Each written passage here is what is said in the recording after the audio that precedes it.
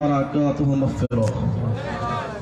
الصلاة والسلام عليك يا رسول الله. الصلاة والسلام عليك يا حبيب الله. الصلاة والسلام عليك يا سيد المرسلين وعلى آلك وأصحابك يا رحمة للعالمين. أعوذ بالله من الشيطان الرجيم. بسم الله الرحمن الرحيم. يا أيها الذين آمنوا اتقوا الله وابتغوا إليه وسيلة. بسم الله الرحمن الرحيم. يا أيها المشتاقون بنور جماله صلوا عليه وسلموا تسليما. يا اللهم صل على سيدنا مولانا محمد وعلى آل سيدنا مولانا محمد. اللهم صل على سيدنا مولانا محمد وعلى آل سيدنا مولانا محمد. আপনাদের সকলের জবানটা খুলে খুলে আল্লাহ রাসূল সাল্লাল্লাহু আলাইহি ওয়াসাল্লামের পর দুরূদ শরীফ পড়েন, কারণ এই জবানটা আল্লাহ পাক রব্বুল আলামিন দিয়েছেন আল্লাহ এবং আল্লাহ রাসূল সাল্লাল্লাহু আলাইহি ওয়াসাল্লামের গুণাবলী বলার জন্য, প্রশংসা করার জন্য। মহব্বত করেন আল্লাহুম্মা সাল্লি আলা সাইয়্যিদিনা মাওলানা মুহাম্মাদ ওয়া আলা আলি সাইয়্যিদিনা মাওলানা মুহাম্মাদ। জিকির করুন লা ইলাহা ইল্লাল্লাহ লা ইলাহা ইল্লাল্লাহ সুবি রব্বি জাল্লাল্লাহ মা ফি কলবি গায়রুল্লাহ। আসবি রব্বি জাল্লাল্লাহ মা ফি কলবি গায়রুল্লাহ। নূর মুহাম্মদ সাল্লাল্লাহ নূর মুহাম্মদ সাল্লাল্লাহ লা ইলাহা ইল্লাল্লাহ লা ইলাহা ইল্লাল্লাহ লা ইলাহা ইল্লাল্লাহ মুহাম্মাদুর রাসূলুল্লাহ সাল্লাল্লাহু আলাইহি ওয়াসাল্লাম। একটু জিকির করুন ইসমে জাত আল্লাহ আল্লাহ আল্লাহ আল্লাহ। আসমান জমিন গ্রহ তারা সবুজ গাছের কচি পাতা। আসমান জমিন গ্রহ তারা সবুজ গাছের কচি পাতা। জিকিরে লাইসে মাতা নয়ন খুলে দেখো না। আল্লাহু আল্লাহু বলো রে আল্লাহ জিকির করো না। আল্লাহ আল্লাহ আল্লাহ আল্লাহ আল্লাহ আল্লাহর জিকির না করিলে আল্লাহর জিকির না করিলে দিল তো জিন্দা হইবে না আল্লাহ আল্লাহ মনরে আল্লাহর জিকির করো না মাশাআল্লাহ আল্লাহ আল্লাহ আল্লাহ আল্লাহ আল্লাহ আল্লাহ আল্লাহ আল্লাহ আসমান জমিন গ্রহ তারা আল্লাহর জিকির করে তারা আসমান জমিন গ্রহ তারা আল্লাহর জিকির করে তারা মানুষ হইয়া কেন তোমরা আল্লাহর জিকির করো না মাশাআল্লাহ আল্লাহ আল্লাহ আল্লাহ আল্লাহ আল্লাহ আল্লাহ আল্লাহ আল্লাহ আল্লাহ আল্লাহ এই সববে যাইতে হবে বেবে কেন পাবো না এই সববে যাইতে হবে বেবে কেন পাবো না কেদে বলে আল্লাহর জিকির সাইরুনা আল্লাহ আল্লাহ আল্লাহ আল্লাহ আল্লাহ আল্লাহ আল্লাহ আল্লাহ আল্লাহ আল্লাহ আল্লাহ আল্লাহ আল্লাহ ইব্রাহিম নবী তোমার নবী ছিল নমরুদে আগুনে ফেললো ইব্রাহিম তোমার নবী ছিল নমরুদে আগুনে ফেললো আগুন হইল ফুল বাগিচা ফসল কেন জ্বললো না আল্লাহ আল্লাহ আল্লাহ আল্লাহ আল্লাহ আল্লাহ আল্লাহ আল্লাহ আল্লাহ ইলাহা ইল্লাল্লাহ মুহাম্মাদুর রাসূলুল্লাহ সাল্লাল্লাহু আলাইহি সাল্লাম আলহামদুলিল্লাহ যাই হোক আজকে আমরা পবিত্র উরুস শরীফের মধ্যে বাবা ইসালুস শাহ রাহমাতুল্লাহি আলাইহির স্মরণে উরুস মুবারকের মধ্যে আল্লাহ পাক রব্বুল আলামিন জি আপনাকে আমাকে আসার মতো বসার মতো তৌফিক দিয়েছেন এই মর্মে আল্লাহ তাআলা রব্বুল আলামিনের দরবারে আল্লাহর শুকরিয়া আদায় করুন সবাই বলুন আলহামদুলিল্লাহ। হাদিস শরীফের মধ্যে রয়েছে যে সমস্ত নরনারী মুসলমান পুরুষ হোক মহিলা হোক যুবক হোক যুবতী হোক যদি আল্লাহ পাক রব্বুল আলামিনের একবার শুকরিয়া আদান আলহামদুলিল্লাহ সুবহানাল্লাহ আল্লাহু আকবার সুবহানাল্লাহি বিহামদি বলে হাদিস শরীফের মধ্যে দুই জায়গার মধ্যে রয়েছে এক জায়গার মধ্যে রয়েছে যে ব্যক্তি একবার আলহামদুলিল্লাহ বলবে বান্দার আমলনামার মধ্যে পাহাড় পরিমাণ সওয়াব দিয়ে তার আমলনামা ভরপুর উচ্চ আওয়াজে বলুন সুবহানাল্লাহ।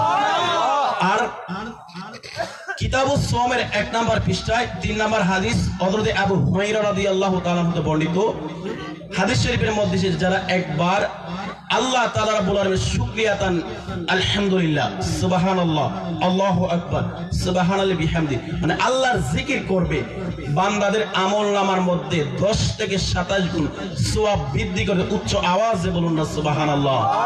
শুধু তাই নয় আপনার আমলনামার মধ্যে 10 থেকে 27 গুণ সওয়াব দিল আপনার কলবের মধ্যে যে গুনাহ আছে বদি আছে 10 থেকে 27টি বদি কেটে ফেলে দিল উচ্চ আওয়াজে বলুন না সুবহানাল্লাহ এবং 10 থেকে 27টি মর্যাদা আপনার বৃদ্ধি করে দিল উচ্চ আওয়াজে বলুন না সুবহানাল্লাহ। যে মহান আল্লাহ পাক রব্বুল আলামিন এই উরুস মুবারকের মধ্যে উরুস মাহফিলের মধ্যে মিলাদ মসজিদের মাহফিলের মধ্যে সকলকে আসার মতো বসার মতো সুযোগ দান করেন নাই একমাত্র আল্লাহ তাআলা রব্বুল আলামিন যাদের প্রতি সন্তুষ্ট একমাত্র আমার নবী আপনার নবী দু জাহানের বাদশা নবী ইমামুল মুরসালিন সাইয়্যিদুল মুরসালিন খাতামুন নবী হায়াতুন নবী জিন্দা নবী উম্মতের কান্ডরের নবী হাসরের দিনে শাফায়াত করে নবী যেই নবীকে আল্লাহ তাআলা রব্বুল আলামিন সৃষ্টি না করলে কুল কায়নাতের কোনো কিছু সৃষ্টি করত না ওই নবীজি যাদের প্রতি সন্তুষ্ট এবং খুশি তাদেরকে এই মিলাদ মাহফিলের মধ্যে ঈদে মিলাদুন নবীর মাহফিলের মধ্যে উরুস মুবারকের মধ্যে আসার মতো বসার মতো সুযোগ দান করেন যে আল্লাহ পাক রব্বুল আলামিন ইচ্ছা করলে আপনাকে আমাকে এই যে অনেকে আছে পেন্টেলের আশেপাশে ঘোরাফেরা করতেছেন, তাদের সাথে আমাদেরকে রাখতে পারতো, কিন্তু আল্লাহ তাআলা রাব্বুল আলামিন আপনাদের প্রতি পছন্দ হয়েছেন, রাজি হয়েছেন বিদায় আপনাদেরকে এই মাহফিলের মধ্যে আসার মতো, বসার মতো সুযোগ দান করছেন। সমস্ত দিনের যাই জামানা থেকে দিয়ে আল্লাহ পাক রব্বুল আলামিন আপনাকে আমাকে প্রত্যেককে রেখে এই উরুস মাহফিলের মধ্যে আসার মতো, বসার মতো সুযোগ দান করেছেন। তার এই মর্মে আল্লাহ তাআলা রাব্বুল আলামিনের দরবারে আবারও তো শুকরিয়া আদায় করে সবাই বলুন আলহামদুলিল্লাহ।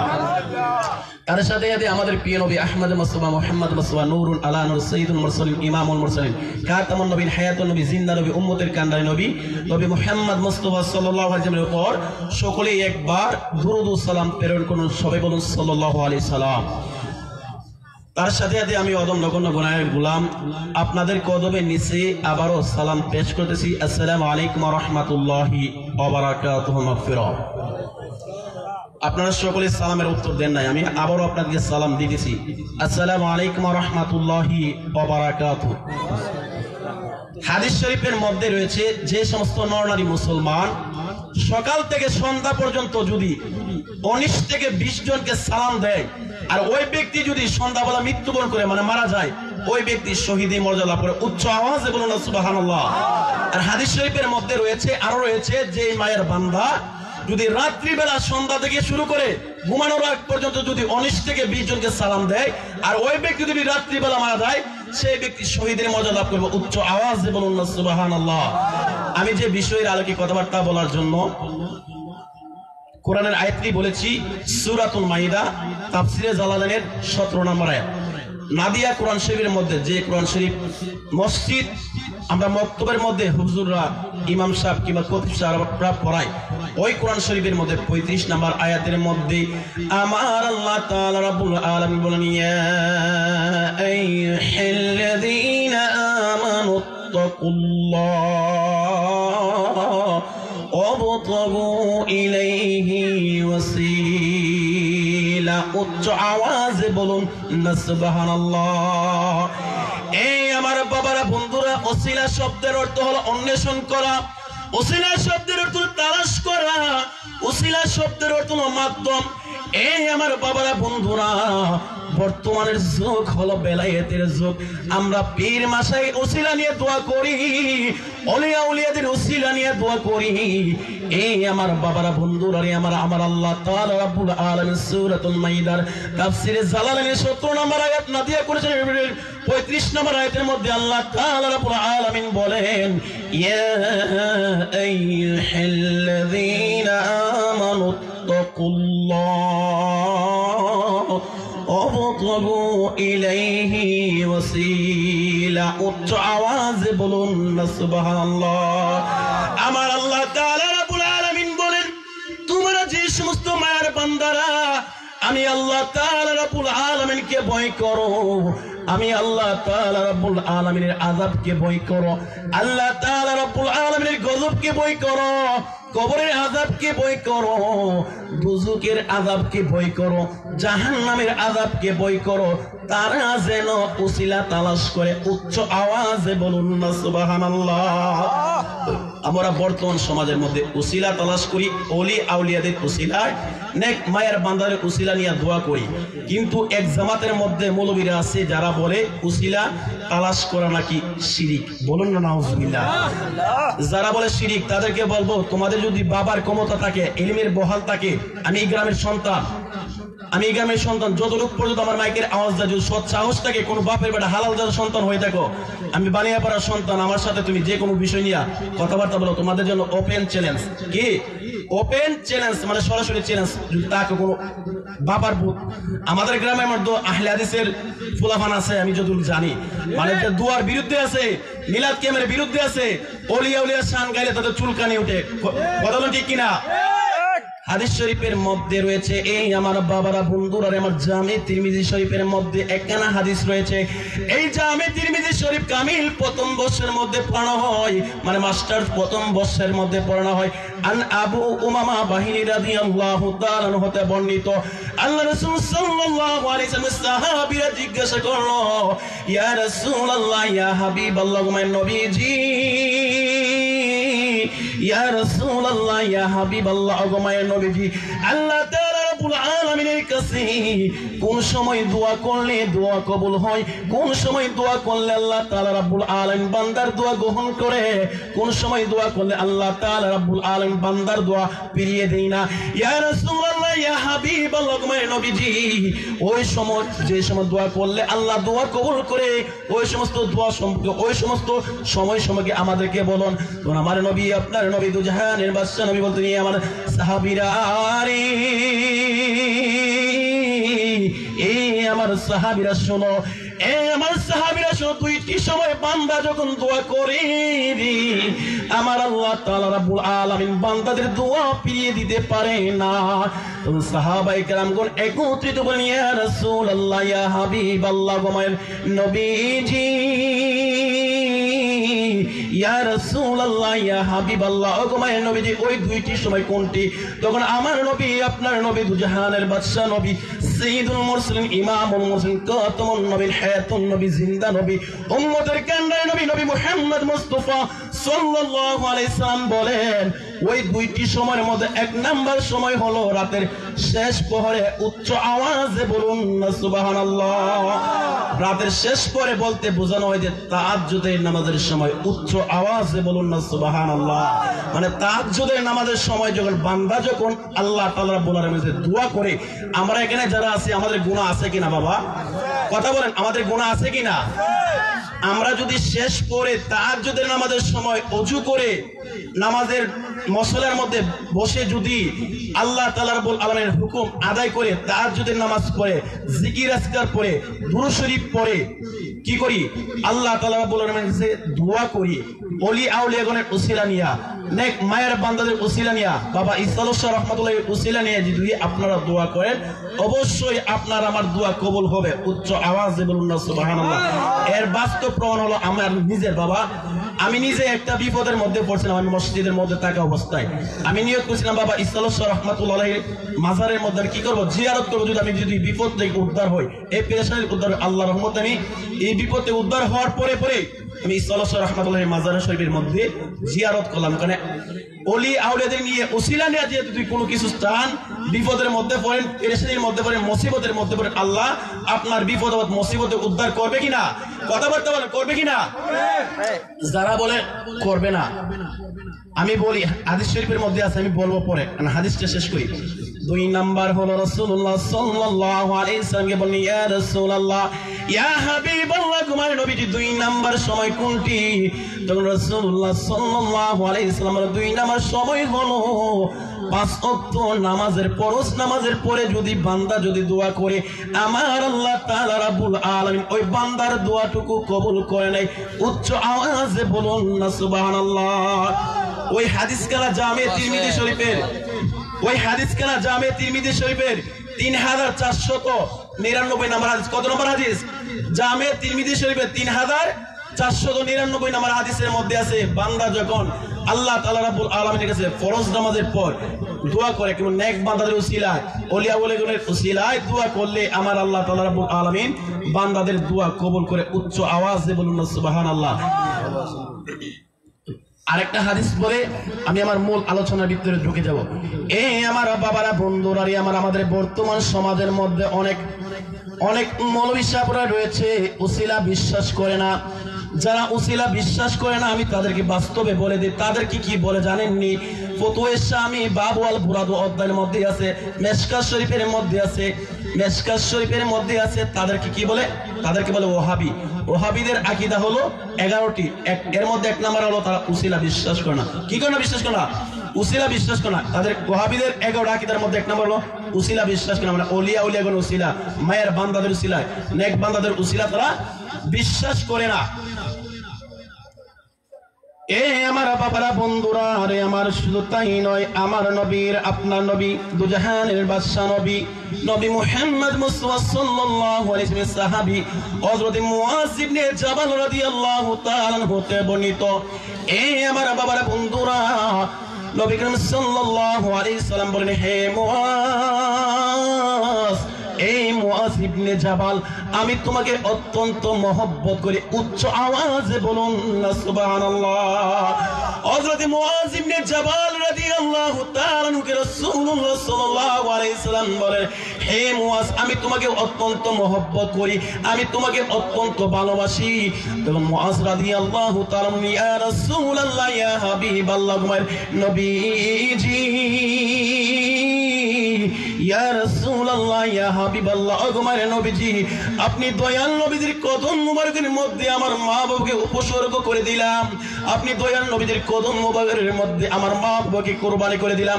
ইয়া রাসূলুল্লাহ, ইয়া হাবিবাল্লাহ, ওগমার নবীজি, আপনি দয়াল নবীজিকে আমি আমার জানের চেয়ে বেশি মহব্বত করি, জানের চেয়ে বেশি ভালোবাসি। উচ্চ আওয়াজে বলুন না সুবহানাল্লাহ।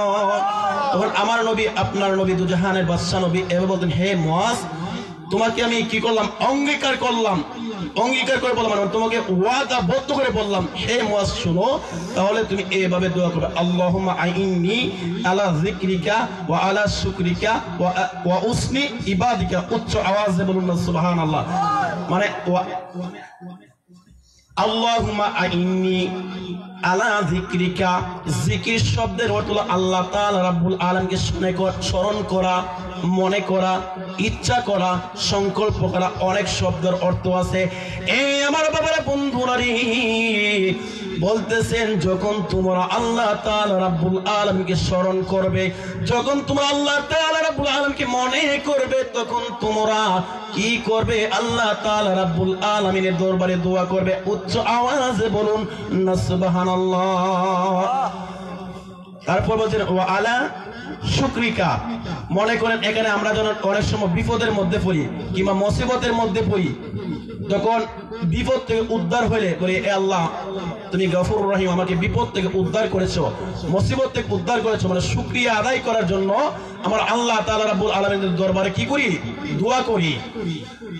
তারপরে 3 নম্বরে হলো উসনি ইবাদিকা, মানে আল্লাহর ইবাদত। ইবাদত বলতে অনেক কিছু বোঝায়। মানে 5 ওয়াক্ত নামাজ পড়া, এটা হলো আল্লাহর ইবাদত। জিকির আজকার করা, এটা হলো আল্লাহর ইবাদত। কোরআন তেলাওয়াত করা, এটা হলো আল্লাহর ইবাদত। আমরা যে জিকির আজকার করছি, এটাও আল্লাহর ইবাদত। মানে ইবাদত করার পরে বান্দা কি করবে? আল্লাহ তাআলা রাব্বুল আলামিনের কাছে কি করবে? দোয়া করবে। উচ্চ আওয়াজে বলুন না সুবহানাল্লাহ। একটু ধরে বলুন, আল্লাহুম্মা সাল্লি আলা সাইয়্যিদিনা মাওলানা মুহাম্মাদ ওয়া আলা আলি সাইয়্যিদিনা মাওলানা মুহাম্মাদ। যে হাদিসটা বলেছি, এই হাদিসটা হলো মুসনাদ আহমদ শরীফের মধ্যে 22,119 নম্বর হাদিস। ইমাম বুখারী আদাবুল মুফরাদ 460 নম্বর হাদিস। সুনান আবি দাউদ ওয়াল মুস্তালাহুল হাদিস, যে কিতাবটা আমার নিচের ক্লাসের মধ্যে কামিল প্রথম বর্ষের মধ্যে পড়ানো হয়, ওই কিতাবের 1522 নম্বর হাদিস। মানে উসিলা, আল্লাহ রাসূল সাল্লাল্লাহু আলাইহি ওয়াসাল্লামের উসিলা নিয়া, ওলিয়া উলিয়াগণের উসিলা নিয়া, নেক বান্দাদের উসিলা নিয়া, এমনকি আমরা যখন ইমাম সাহেব যখন 5 জন যখন একত্রিত হই, আমরা বলি, আল্লাহ, এই আমাদের জামাতের মধ্যে যে ইমাম সাহেবকে তোমার পছন্দ হয়, তার উসিলা আমাদের বিপদ থেকে, মুসিবত থেকে আমাদের দোয়া, এমনকি আমাদের দোয়াগুলো কবুল করো। এই উসিলা নিয়েও কি জায়েজ। বর্তমানে উসিলা বিশ্বাস করে একমাত্র যারা আছে আহলে হাদিসের দলরা বিশ্বাস করে না, এবং কওমিরপন্থী যারা আছে, অধিকাংশ কওমিরপন্থী যাদেরকে আমরা ওহাবি বলি, এই ওহাবিরাও বিশ্বাস করে না। যারা এগুলো উসিলা বিশ্বাস করে না, তাদেরকে ওহাবি বলে। শুধু তাই নয় রে বাবা, তাই নয়, আমাকে যে বিষয়ের আলোকে বলা হয়েছিল আলোচনা করার জন্য, বর্তমান সমাজের মধ্যে অনেকে আছে কদম বসি, কদম বসি শব্দটি বিশ্বাস করে না। এমনকি আমার নিকট আত্মীয়, আমার একজন চাচা আছে, আমি নাম বলবো না, নাম মেনশন করে কখনো বলি না, আমার চাচাও একজন আছে, তিনি মানে পীরদেরকে কিংবা অনেক সময় ইমাম সাহেবদেরকে মনে করেন তার ছাত্ররা সম্মান করে, ইজ্জত করে, তাজিম করে কদম বসি করে। অনেক সময় এরকম ভাবে মানে পাটা এরকম ভাবে, মানে এরকম ভাবে চুমু দেয়, হাতের মধ্যে চুমু দেয় কিংবা পায়ের মধ্যে চুমু দেয়। পীর, পীর আর মাদ্রাসা শিক্ষক, মসজিদের ইমাম সাহেব, খতিব সাহেব, মা বাবাকে সম্মান করে, ইজ্জত করে, তাজিম করে, পীর মাশায়েখদেরকে, ওলিয়া উলিয়াগণকে কি করে? আমরা কদম বসি করি সম্মানার্থে কি করি হাতের মধ্যে চুম্বন দেই পায়ের মধ্যে চুম্বন দেই অনেকে কি বলে বেদাত বলে শিরিক বলে এখানে হাদিসের মধ্যে কি আছে দেখেন আমার বাবারা বন্ধুরা রে আমার প্রথমে আসেন প্রথমেই কদম বসি শব্দের অর্থ আমাদেরকে স্পষ্টভাবে বোঝা প্রয়োজন কদম শব্দের অর্থ হলো পথ বা পা পথ বা পা কিংবা চরণ বোঝায় আর বসি শব্দটি যার অর্থ হলো বসি শব্দ হলো ফার্সি শব্দ যার অর্থ হলো চুম্বন করা তাই কদম বসির অর্থ হলো পদ চুম্বন করা উচ্চ আওয়াজে বলুন না সুবহানাল্লাহ শুধু তাই নয় ইসলামী শরীয়তে কদম বসি একটি গুরুত্বপূর্ণ আমল যা হযরত রাসূল কারীম সাল্লাল্লাহু আলাইহি ওয়াসাল্লাম সাহাবায়ে কেরামদের আমল এবং সলফে সালিহগণের আমল দ্বারা প্রমাণিত উচ্চ আওয়াজে বলুন না সুবহানাল্লাহ শুধু তাই নয় আজ পর্যন্ত সুফি সাধক সুফি বলতে সুন্নি বড় পীর মাশায়েখকে বুঝাইতে হইছে যে আজ পর্যন্ত সুফি সাধক হক্কানি উলামায়ে কেরামগণ সুন্নি মুমিন মুসলমানগণের কাছে এরূপ শরীয়ত সম্মত কদম বসি প্রচলিত আছে মানে জায়েজ আছে উচ্চ আওয়াজে বলুন না সুবহানাল্লাহ আমি একটি রেফারেন্স বলি এখানে আছে আনজারিন ওয়া কানা ফিল ওয়াফদি আন কাইস عبد الخيس قال لما قدمنا المدينة فجعلنا نتبادر من رواحلنا فنقبل يداه النبي صلى الله عليه وسلم له উচ্চ আওয়াজে বলুন সুবহান আল্লাহ হযরত জারির রাদিয়াল্লাহু তাআলা বর্ণিত তিনি বলেন বনি কায়েস গোত্রের প্রতিনিধি ছিলেন বনি কায়েস গোত্রের সম্প্রদায়ের লোক ছিলেন বনি কায়েস গোত্রের সম্প্রদায়ের লোক ছিলেন তিনি বলেন যখন আমরা মদিনা শরীফের মধ্যে আগমন করলাম যখন আমরা মদিনা শরীফের মধ্যে তাশরীফ আনলাম যখন আমরা মদিনা শরীফের মধ্যে অগ্রগতি হলাম তখন তিনি কি বলতেছেন যখন মদিনা শরীফের মধ্যে আগমন করলাম দ্রুত গতিতে সাওয়ারি থেকে নামলাম সাওয়ারি বলতে অনেক সময় উট বোঝায় সাওয়ারি বলতে অনেক সময় আরোহণ বোঝায় সাওয়ারি শব্দের অর্থ অনেক সময় ঘোড়া বোঝায় উচ্চ আওয়াজে বলুন না সুবহানাল্লাহ তারা বলতেছেন তিনি বলেন অতঃপর আমরা আল্লাহ রাসূল সাল্লাল্লাহু আলাইহি সাল্লামের হাত মোবারকের মধ্যে চুম্বন করলাম এবং কদম মোবারকের মধ্যে বলতে পা মোবারকের মধ্যে চুম্বন করলাম উচ্চ আওয়াজে বলুন না সুবহানাল্লাহ ওই হাদিস কেন সুনান আবি দাউদুল মুস্তালাল হাদিস যে হাদিস কেন আমার নিচের ক্লাসের মধ্যে পড়ানো হয় হাদিস নাম্বার হলো 5225 নম্বর হাদিস ইমাম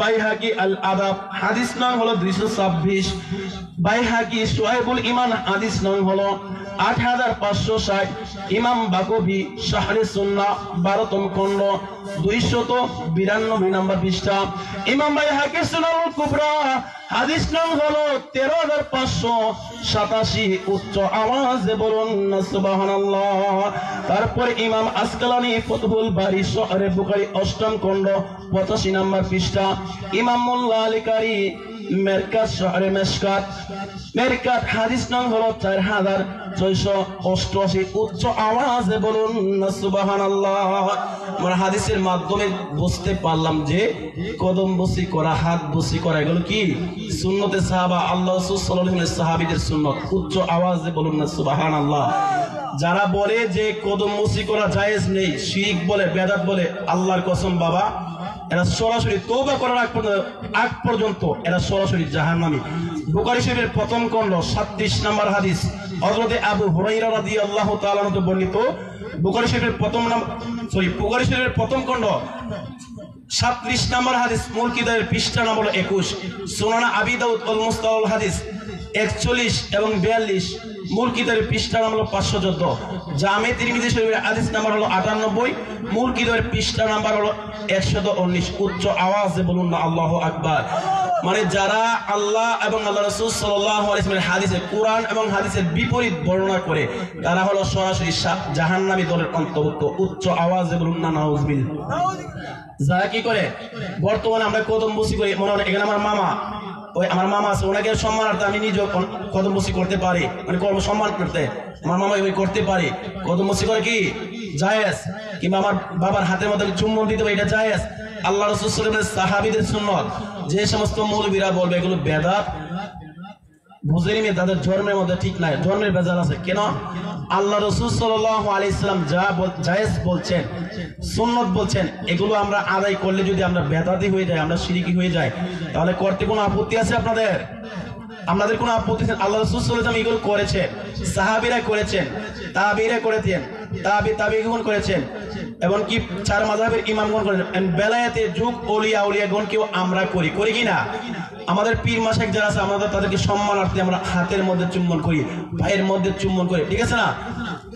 এখন আসেন, আমি আর বলবো না, সর্বশেষে একটি রেফারেন্স দিব।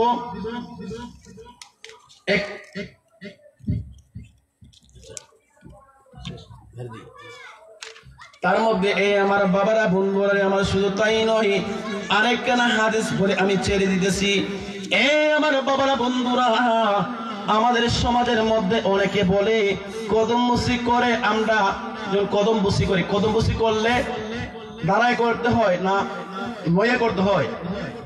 মানে নিচের দিকে কেল্লাটা দিয়ে করতে হয়, কি উপর দিকে দাঁড়ায় করতে হয় নাকি কেল্লাটা নিচু দিয়ে করতে হয়? নিচু দিয়া করলে তারা বলে আমরা নাকি কি করি? বেদাত করি, মানে আমরা কি শিরক করি, মানে আল্লাহ তাআলা রাব্বুল আলামিন ছাড়া অন্য কাউকে ইবাদত করা যায় না।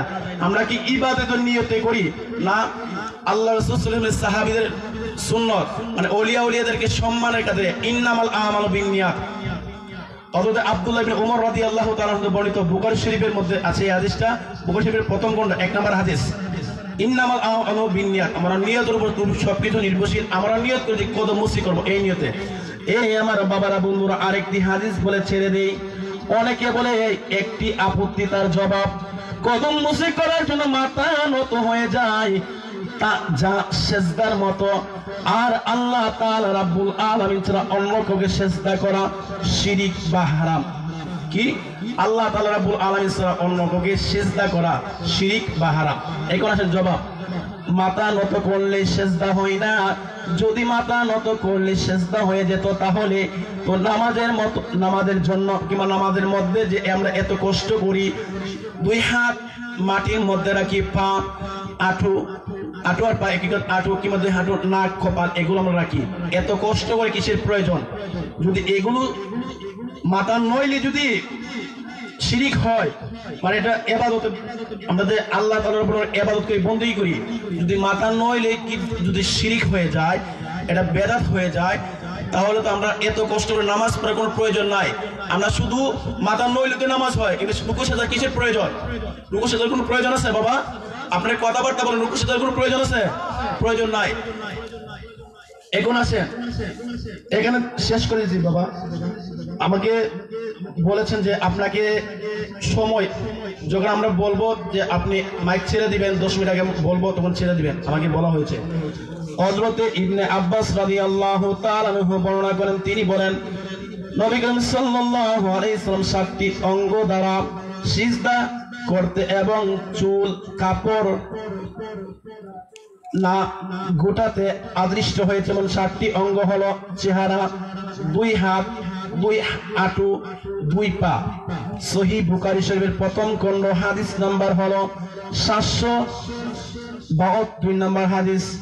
মুসলিম শরীফের মধ্যে রয়েছে। এই আমার বাবারা বন্ধুরা, এই হাদিসের মাধ্যমে আমরা জানলাম কদমবুসি করা। কদমবুসি বলতে বুঝেন হাতের মধ্যে চুম্বন করা, পায়ের মধ্যে চুম্বন করা জায়েজ আছে। আমি এরপরে শেষ করে দিই, কারণ যেহেতু আলেম এসে গেছে, আমি আর সামনে যাবো না। একটি হাদিস বলে ছেড়ে দিই। অনেক সময় আমাদের সমাজের মধ্যে অনেক মহিলা মা বোনেরা মাজারের মধ্যে মাজার জিয়ারত করতে যায়। অনেকে বলে মাজার জিয়ারত মহিলারা করতে পারবে না। এই ব্যাপারে আপনাদের জানা দরকার আছে কিনা? জানা দরকার আছে তো বাবা? জানা দরকার আছে। তাহলে একটু দূরে শিরপুর আল্লাহুম্মা সাল্লি আলা সাইয়্যিদিনা মাওলানা মুহাম্মাদ আলা আলি সাইয়্যিদিনা মাওলানা মুহাম্মাদ আল্লাহুম্মা صل على سيدنا مولانا محمد وعلى آله سيدنا مولانا محمد চাইনা স্বর্গ চাইনা নরক পরকালের সংসারে চাইনা স্বর্গ চাইনা নরক পরকালের সংসারে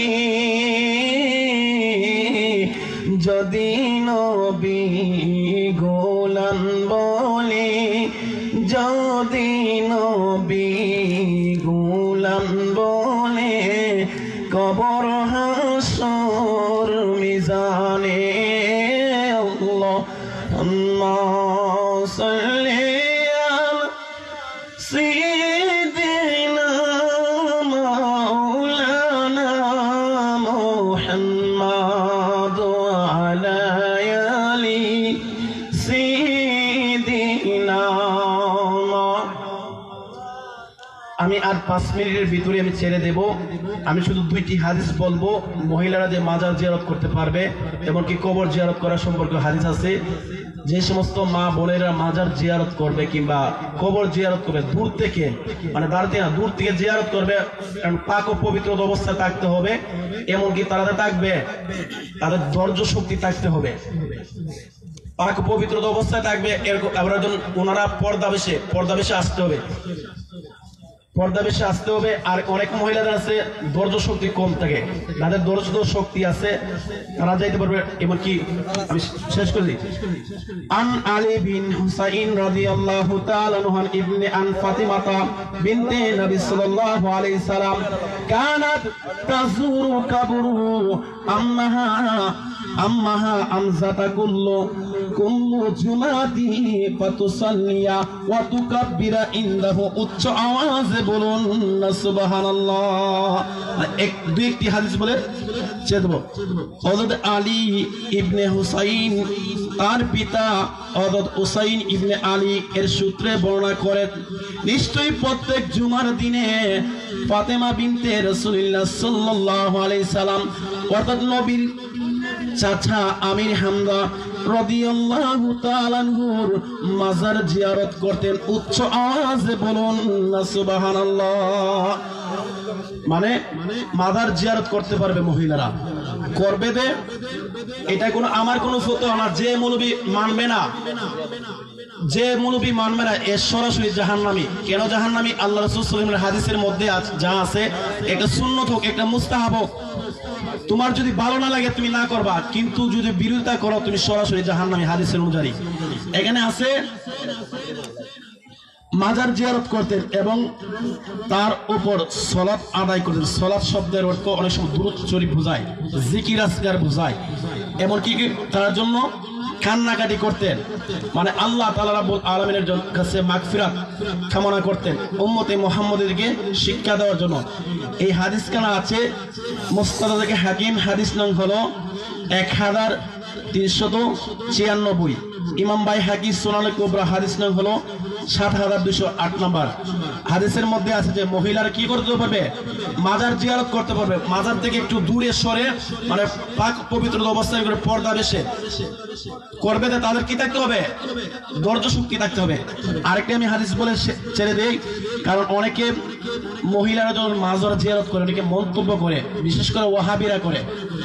এখানে হাদিস আছে, আল্লামা সারাম বারি আনাফি রাহমাতুল্লাহির ফতোয়া, অধিক বিশুদ্ধ মত হলো পুরুষের জন্য কবর জিয়ারত করার অনুমতি রয়েছে। আমরা কবর বলতে বুঝি যে কবরের মধ্যে মনে হয় আমি আজকে জিয়ারত করছি, অনেকে 1 বছর পরে জিয়ারত করে, এটাকে কি বলে? কবর। আর যে কবর প্রতিনিয়ত জিয়ারত হয়, মনে করেন আমি জিয়ারত করছি, তারপরে আমার মামা জিয়ারত করছে, তারপরে আমার মামা জিয়ারত করছে, মানে একজনের পর একজন জিয়ারত করে, ওই কবর মূলত কবরে ছিল কিন্তু সম্মানিত কবর থাকে না, ওই সম্মানিত ওই কবরটি মাজার হয়ে যায়। উচ্চ আওয়াজে বলুন না সুবহানাল্লাহ। যেহেতু হুজুর এসে গেছেন, আমি আর বেশি লম্বা করব না। আর বিশেষ করে বলি একটা জিনিস, আমি বলি এই কথাটা আমি প্রত্যেক মাহফিলের মধ্যে বলি। আমাদের সমাজের মধ্যে অনেক মানুষ আছে মসজিদের ইমামের বদনাম করে, মসজিদের ইমামের বদনাম করে, বিশেষ করে এটা বিশেষ করে বদনাম করে। আমি তাদের পায়ের মধ্যে হাত রেখে বলবো, যারা মসজিদের ইমাম সাহেব আছে, খতিব সাহেব আছে, তাদেরকে আপনারা সম্মান করবেন, তাদেরকে ইজ্জত করবেন, তাদেরকে তাজিম করবেন, পারলে তাকে নিয়ে চা খাইবেন, তাকে নিয়ে পান খাইবেন। হাদিস শরীফের মধ্যে আছে, একটা কিতাবের নাম হলো সৎ স্বভাব। ওই কিতাবটা আপনি প্লে স্টোরের মধ্যে চার্জ দিলে পাইবেন, এমনকি আমার কাছে ওই কিতাবটা আছে, দেওয়া আছে। যারা আলেম ওলামাদের সাথে, মসজিদের ইমাম খতিবদের সাথে মেলামেশা করে, মহব্বত মানে একজন অপরের সাথে মহব্বত করে, মানে ভালোবাসে, কাল এটার উসিলা, কাল কিয়ামতের মধ্যে তাকে নাজাতের উসিলা বানিয়ে দেওয়া হবে। উচ্চ আওয়াজে বলুন না সুবহানাল্লাহ। মনে করেন একজন ইমামের দোষ থাকতে পারে, একজন ইমামের দোষ থাকতে পারে। আমি যে ইমাম সাহেব, আমার তো দোষ না, এটা কোন কথা না, আমার দোষ থাকতে পারে, কিন্তু দোষ থাকলে ইমামের যদি দোষ ত্রুটি থাকে, আপনি ইমামকে পার্সোনাল ভাবে বলবেন, মানুষের সামনে তাকে অসম্মানিত করে বলবেন না, ইমামকে পার্সোনাল ভাবে বলবেন। আর যারা ইমামকে বেজ্জতি করে, ইমামের সম্মান ইজ্জত তাজিম কমায় করে, বাবা আমি একটি হাদিসের পৃষ্ঠা বলি, আমি ছেড়ে দেবো, আমি আলেমকে রেখে কথাবার্তা বলছি, যে আমার বেয়াদবি, আল্লাহর রাস্তায় মাফ করে দেবেন বাবা।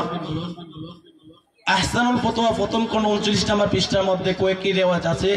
আমি শুধু 3টি আযাবের কথা বলি। যারা মসজিদের ইমাম খতিব আলেমদের সম্মান কমায় করে, ইজ্জত কমায় করে, পিছনে মন্তব্য করে, গালিগালাজ করে, অনেক সময় ইমামরা যখন হক কথা বলে ইমামের পিছনে মন্তব্য করে, ইমামের পিছনে গালিগালাজ করে, আল্লাহর কসম যারা ইমামের পিছনে মন্তব্য করবে, গালিগালাজ করবে, আহসানুল ফতোয়া প্রথম কোন 29 নম্বর পৃষ্ঠার মধ্যে কয়েকটি রেওয়াজ রয়েছে। আমি শুধু এই 3টি আযাবের কথা বলি।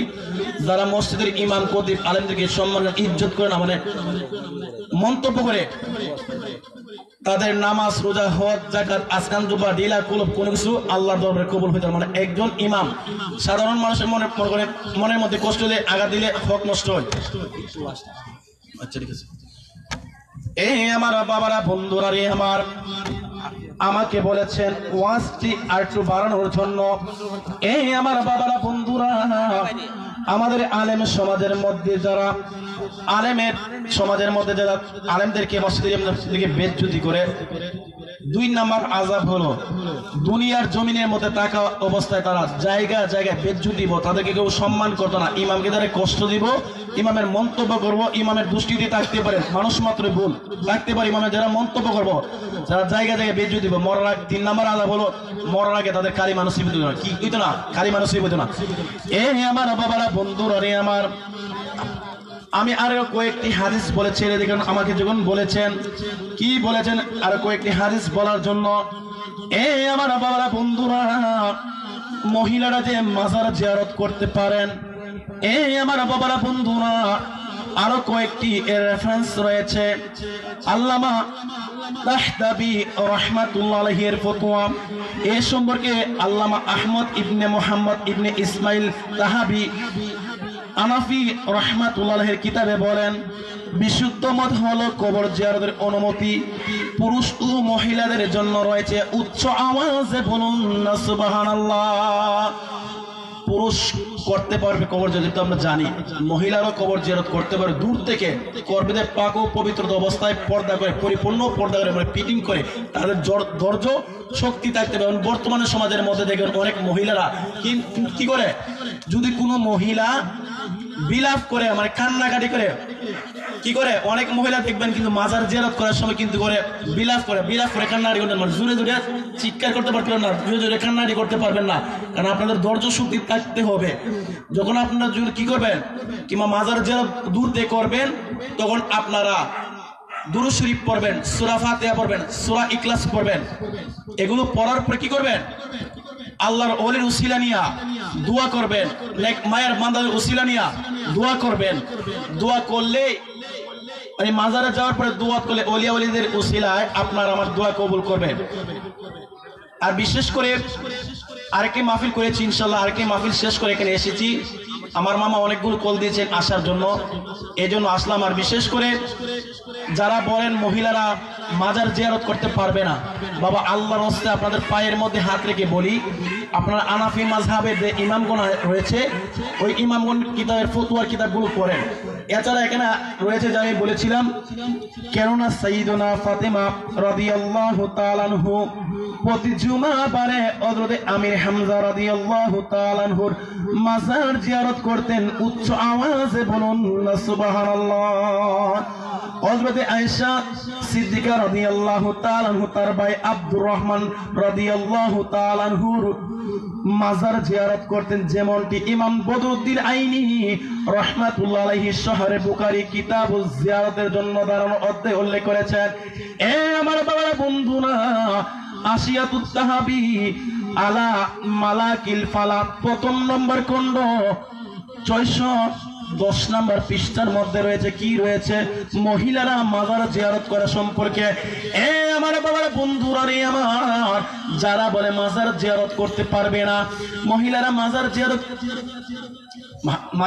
করতে পারবে না, তারা হলো আন্তর্জাতিক মুনাফিক। হাদিস বরির মধ্যে রয়েছে আল্লাহ রাসূল সাল্লাল্লাহু আলাইহি ওয়াসাল্লামের সুন্নাত মুস্তাহাব, যে ব্যক্তি একটি সুন্নাত একটি মুস্তাহাবকে অস্বীকার করে সেই ব্যক্তি কি করলো, কুফরি করলো। উচ্চ আওয়াজে বলুন না নাউজুবিল্লাহ। সেই ব্যক্তি যদি সরাসরি কুফরি, তাহলে সরাসরি তওবা করতে হবে।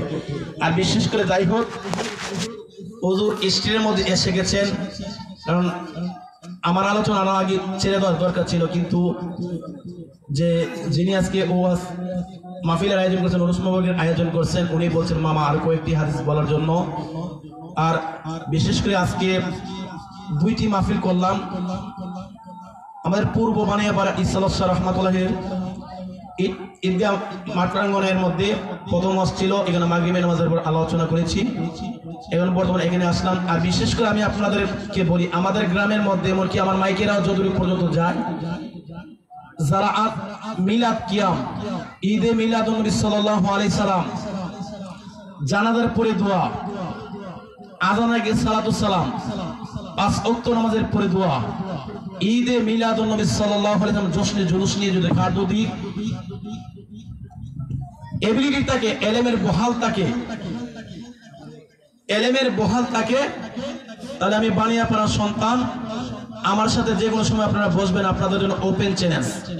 কারণ আমাদের গ্রামের মধ্যে অনেক কওমি জামাতের আলেম রয়েছে, আহলে হাদিসের অনুসারীও রয়েছে।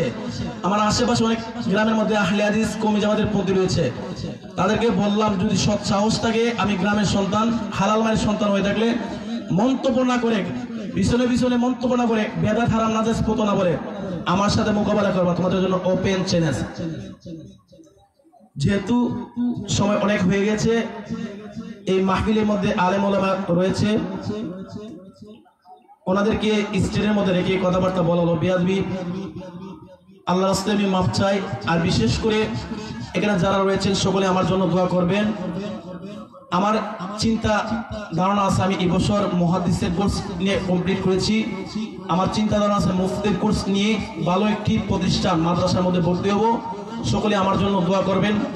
আখির দাওয়ানা আলহামদুলিল্লাহি রাব্বিল আলামিন। আসসালামু আলাইকুম ওয়া রাহমাতুল্লাহি।